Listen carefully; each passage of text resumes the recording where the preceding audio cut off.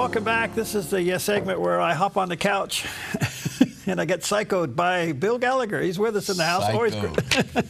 Anyway, he's founder of TeamWorks, and he is a pastoral counselor, TeamWorks. His company will come to your company or your ministry and help you with all kinds of staff issues, good, bad, or indifferent.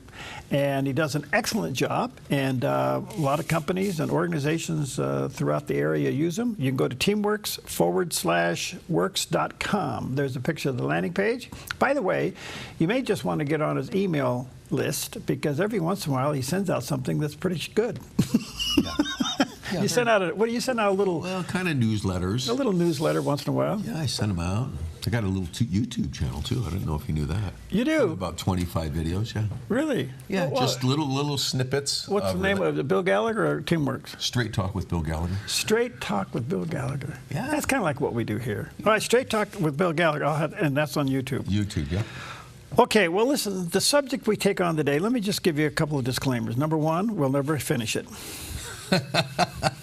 That's true. Number two, it is more than any two people can take in at one time. Yes. Okay, the subject is, why does God often bring together opposites in marriage? Personalities, upbringing, genders, parenting, households, economic status. Why does God take almost total opposites and put them together?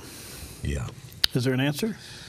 Well, that's why I'm coming here to you. I knew that you have all the answers, and then I'll just spring off of that. I'll weigh in as you go down the road here. Yeah.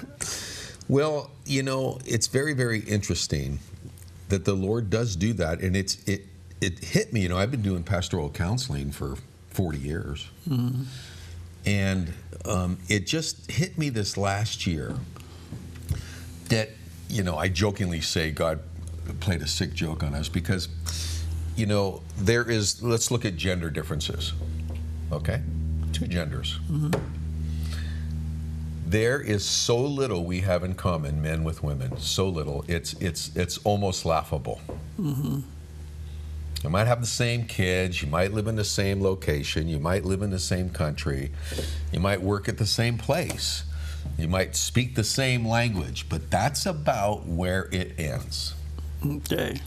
We think differently, we feel differently, we're encouraged differently, we're hurt differently, and you know, that's kind of an indication of what God is after. For example, you've heard this before, you've probably told people this before, that if you're married or you have a partner and you're the man and you offend them and hurt them deeply, they of course frequently can react in ways that make us very uncomfortable, and then they want a hug. Now that's about the furthest thing from a man's brain to do, is to hug your partner when there's fire in their eyes. Most guys, this is a gender thing, will say, let's wait till we can cool down and then we can talk again. But they want a hug right in the middle of a fire. Okay? Now, and there's other things. If our wife asks us as men, or our partner, or our daughter, or anything, I'm talking gender. Okay. And male, female. Male, female. Well, the society says there's 114. Yeah. But God says there's two. God says there are two. I'm going with God. Okay. I'll always say that. I don't care what anyone else says. I'm going with the Creator, the one who made the two. Yeah, there you go. Good. I'm going to go with the one who made the two. Okay, you're in safe territory then. Safe? Good. Well, I would trust that more people would think about that. Yeah. But what was the question again? You got me off. No, you were telling me about how opposite the two can be, and how you can have fire in your eyes and want a hug. Yeah, and for men, you know, oh, that's right. If a woman, we're going too fast for you, Bill. You want me to slow down? Asking us how they look in this dress, yeah, or what we think about how they handled that situation. And a man, of course, generally we're kind of bottom line answers and bullet points and see ourselves as very accurate. So we give them an accurate answer that is deeply offensive to them. But at least we were telling the truth. Well, that's the problem, you know. So we don't understand.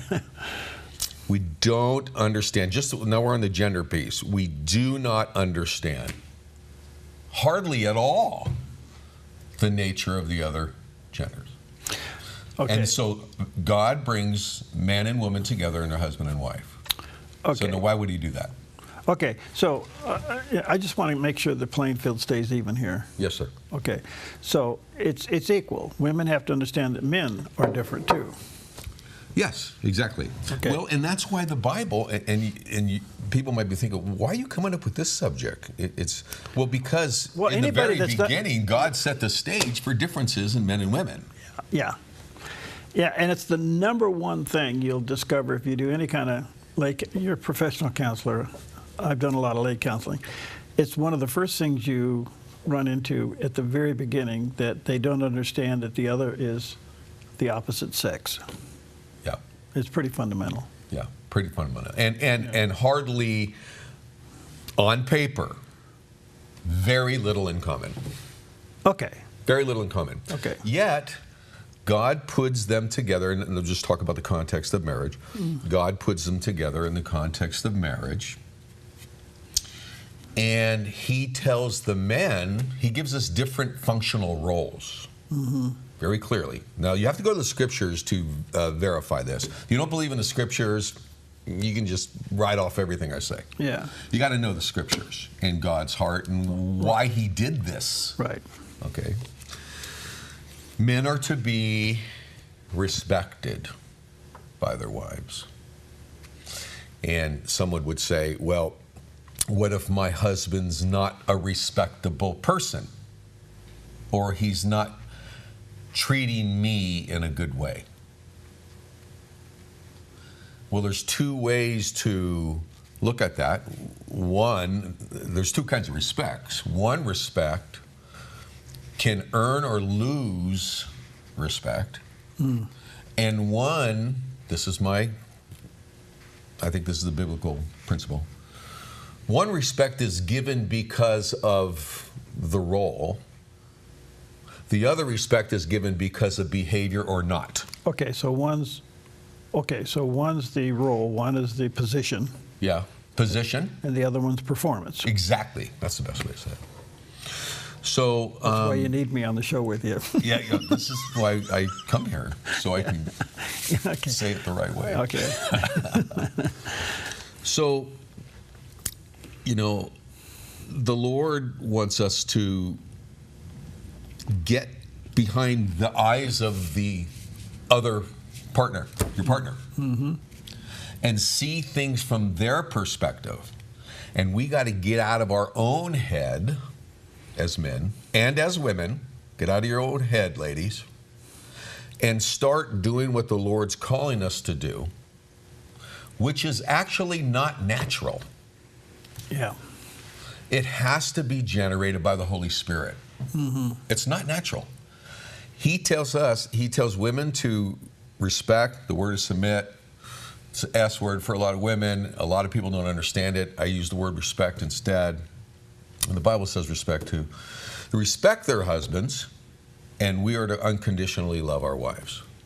Like Christ said, church, love the church. Can't do that on our own. Right. Don't even know where to begin. Right. But it's still our call and our role. Okay. So that's just the gender thing. And so I find husbands and wives, they generally are in the battlefield at the point of disagreeing with each other's point, or not necessarily belief, but each other's conviction. So that's where we get into fights. Who's right, who's wrong? Okay, we got a lot of other factors that move in here, background, parenting, all that. But let me just ask you a little bit of a question here. In your experience of marriage counseling, when do these differences begin to show up? Is it 3 years, 5 years, 7 years? They call it the 7-year itch. I don't know if that's true or not. But somewhere in there's a pattern somewhere in there these things begin to surface. Yeah. Do you see it? Oh, sure. Okay. For some people, it comes right at the altar. That's pretty soon. Yeah. I mean, it's been said before that actually the marriages die at the altar because of the different approach. This is a perfect example of what we're talking about, the differences. Okay? Yeah. For men, the altar signifies conquering one of the goals of our life. Whoa. And we just check that off. Oh, gosh. For a woman, it's the first day of the rest of their life. Yeah. So many people start struggling after they say, I do. Because they're coming at it from a totally different standpoint, and that's important to know. Yeah. I mean, that's how we start, basically. Mm-hmm. And so I think it's about learning, how to go to the Lord and say, Lord, reveal to me the things I need to change in reference to my spouse, vice versa. I've got to have good boundaries in all of this. It's not like one person always gets their way all the time. Yeah. So we're just, on this point, we are so different. We need to learn our wife's or spouse's perspective. We need to learn how to have the art, I call it the art of admitting that there's a better way than our way. Have you ever heard the phrase, my way or the highway? That's a setup question. Yeah, that's rhetorical. Well, if you think about that, that's kind of narrow.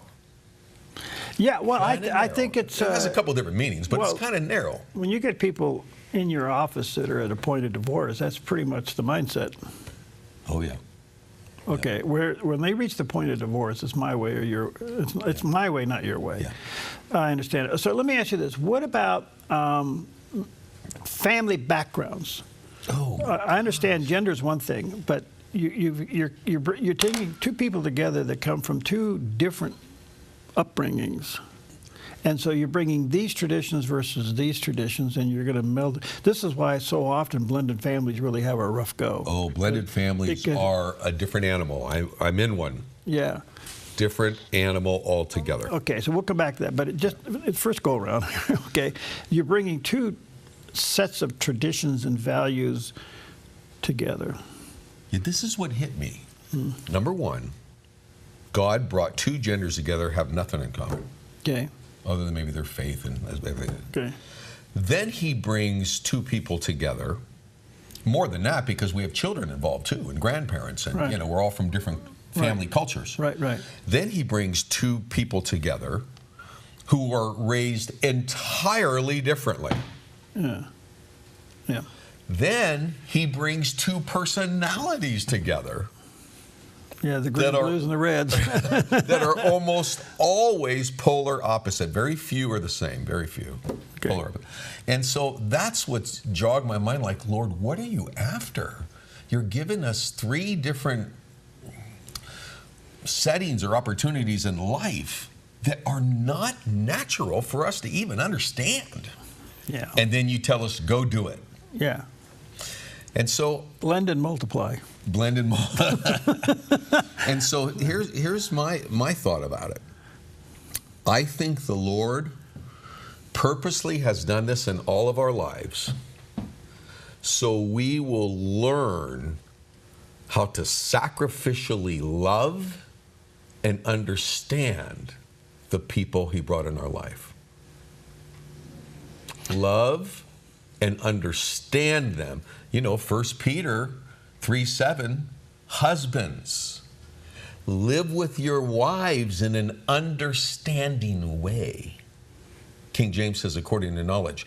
So what the word's saying when a man marries a woman is one of your first goals the rest of your life is to know her and study her and understand her heart. That's not natural for us as men. Okay. Let me take an unnatural break right here because it's a perfect time to regroup. Teamworks-works.com is Bill's website, and check it out. We'll take a quick break. We'll be right back.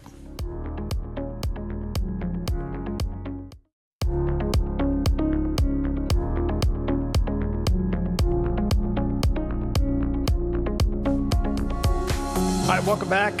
Bill Gallagher's in the house, founder of Teamworks. Teamworks-works.com is the website. We're talking about why does God literally bring opposites together, not only in gender, but in personalities, in personhood, in upbringing, and everything else. Before we get too far off here, I want to talk about, just briefly, what advice can you give couples that have come together or going to come together, and they're coming from family cultures that are entirely different from one another? I mean, I look at Peggy and I's backgrounds and cultures totally different. Yeah. Totally okay. different, So I think the first thing to do is to get really realistic and say different doesn't necessarily mean wrong. No, it just means different. It just means different. But I mean, it can be wrong. They can come from a real whacked out culture, but generally, different doesn't mean wrong. So, what advice would you give them so that one family culture doesn't dominate the other? Are they willing to let those two go and create their own? Yeah, that's a really good thing. I actually work with couples in year 3, 4, 5. Now they have little kids coming, a lot of them, and they want to create their own traditions. Mm-hmm. But if they come from families that have been hardcore, no, this is the way of our family, and for centuries, for decades. Right. Well, that's nice, but now we have our own family, and we want to create our own way and tradition with our kids. Right.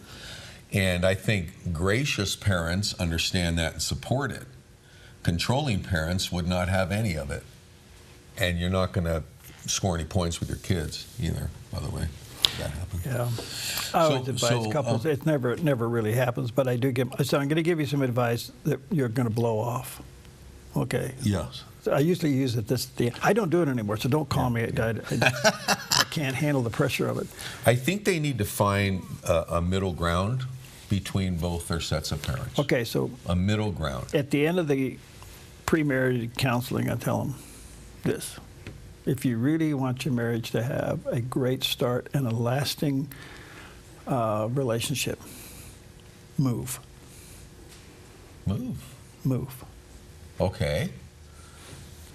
That's not a bad idea. Move away from your parents. Yeah. Get out of town. Uh-huh. And then, to add to that. Now, some of them blow it off and they laugh, but you stop and think about it. And I realize this is when you have two families that are very strong in their traditions and they want you to be the next generation of their traditions, that pressure is unnecessary on a young couple trying to start out. Yes.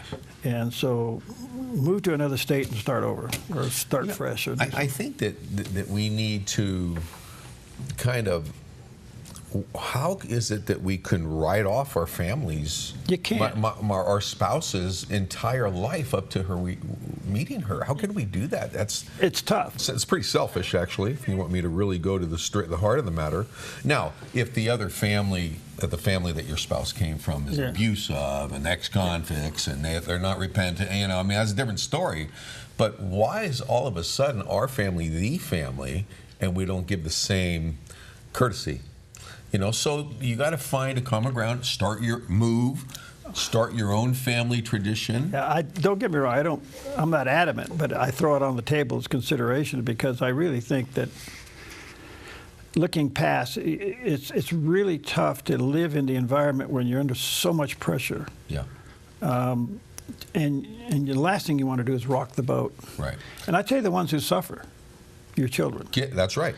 And I guarantee you, if your family is front and center, and I mean, maybe the wonderful family and, the other one's not available, whatever, but if your family's front and center and your spouse's family is hardly contacted or visited with, or I'm telling you, your children are eventually going to say, How come we never see grandma and grandpa on dad's side or mom's side? Yeah. How come we don't do that? What's your answer going to be? So, I think it's finding the common ground. It's balance. It's grace. It's grace and it's love I heard a person on the radio off the Dove one time. He was a counselor, and he said, never say to your spouse that what they are saying doesn't matter or is not important. And he said, I'll never forget it, and I share this with couples all the time. He said, never say that to your spouse. What matters is the person that's doing the talking, and that's your spouse, and it matters. So somehow we have to get out of our own head and find a balance. That's upbringings and stuff like that. So you've got the gender differences. The Bible's very clear on what to do there. As men, we're to sacrificially love our wives. And wives are to support and respect their husbands. And by the way, that's not optional. It's a command. It is, and that word sacrificial, I think, is misunderstood because it's explained that you are to sacrifice for your wife the same way Christ sacrificed for the church and gave his life for it. Yeah. Okay?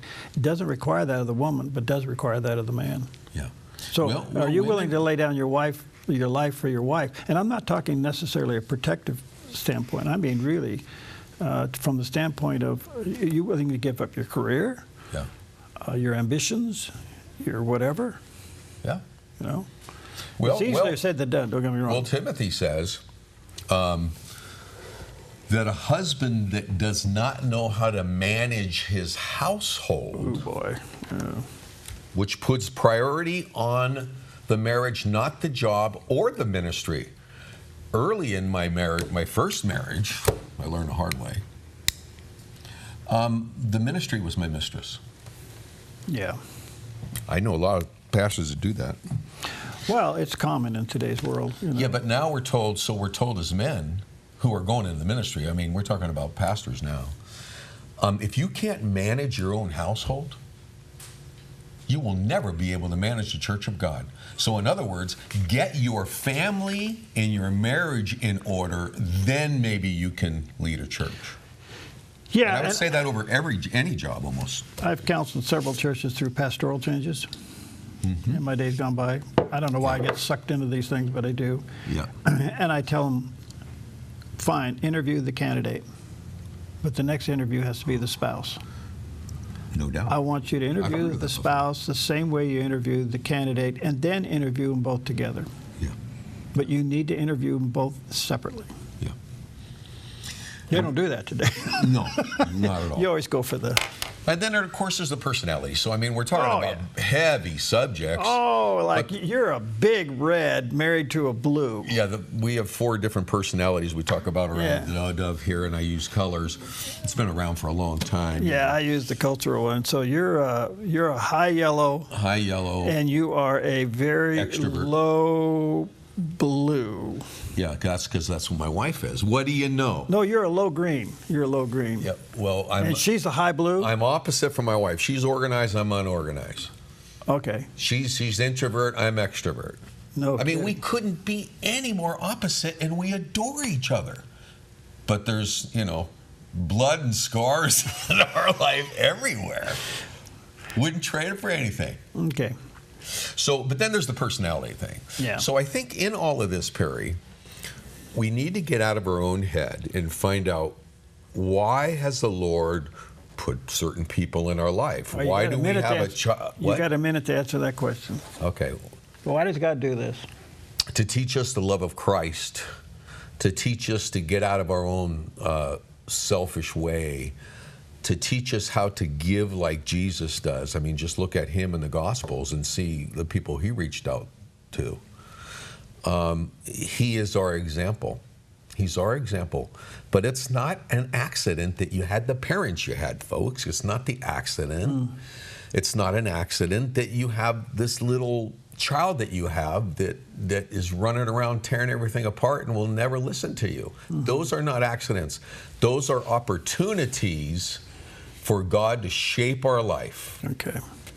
Well, as you can tell, we just scratched the surface on this. We probably have to do round 2. Yeah, I think so. Yeah. I think so. Go to teamworks-works.com. That's how you connect with Bill. And the other area that the Lord's really using him in is working with staffs, whether it's ministry or professional staffs. Give them a call, have them come in, analyze, help, and organize. Teamworks-works.com. Thanks, buddy. Yep, thanks, bud.